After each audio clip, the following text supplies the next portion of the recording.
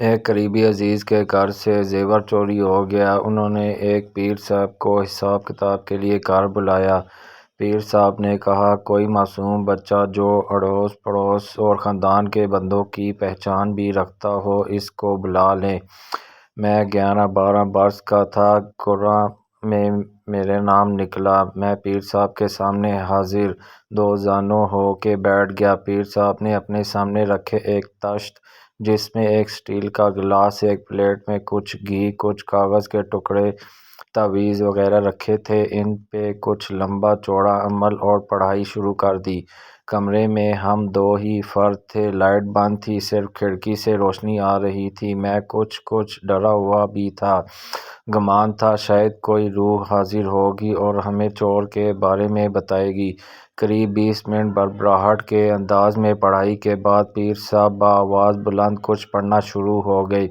میں ذہنی طور پر آمادہ کہ بس اب کوئی روح قریب پہنچ چکی ہے۔ پیر صاحب نے پڑھائی روک کے اسٹیل کے گلاس میں تقریباً ایک گھونٹ پانی ڈالا اور مجھے حکم دیا کہ اپنی نظر گلاس کے پانی پہ رکھنی ہے۔ اس میں کوئی مرد یا عورت چور نظر آئے گا، اس کو پہچان لینا۔ میں چوکس ہو گیا کہ چلو کوئی روح نہیں آنے والی، بس چور کا عکس ہی نظر آئے گا پانی میں۔ پیر صاحب نے پھر سے پڑھنا شروع کیا۔ میں اپنی نظر پانی پہ گاڑے بیٹھا رہا۔ پھر پیر صاحب بولے، کوئی بندہ نظر آیا؟ مجھے تو کچھ نظر نہ آیا تھا۔ میں نے کہا، نہیں۔ پیر صاحب نے پھر سے بغور نظر جمانے کا حکم دے کر کچھ پڑھا اور پوچھا، اب کون نظر آ رہا ہے پانی میں؟ میں نے کہا، کوئی نہیں۔ پیر صاحب تھوڑے جھنجھلائے اور پھر سے عمل شروع کیا۔ پھر پوچھا، بیٹا دیکھو کوئی مرد ہے یا عورت؟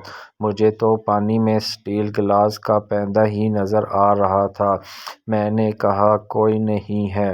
پیر صاحب نے ٹھنڈی سانس بھر کے عمل روک دیا اور متاثرہ گھر والوں کو اندر بلایا، جو بیچارے بڑی بے چینی سے چور کی شناخت ظاہر ہونے کے منتظر تھے۔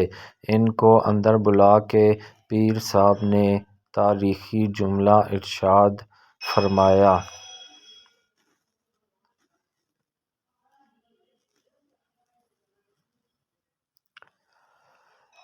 اے بچہ معصوم نہیں ہے۔